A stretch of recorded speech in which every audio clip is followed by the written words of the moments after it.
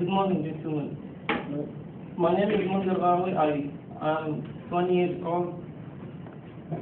I live here with my family, and but I'm from Mecca. I come here for studying. My major is in the study of chemistry.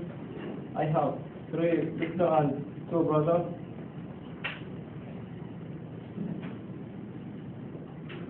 About free time, I like staying on the internet and reading some books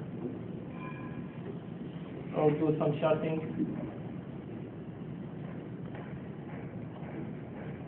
In the future, I hope to have a good job with a high salary, and this course will make me improve my speaking and everything about my English. And that's it. Thank you for listening to me. All right, thank you.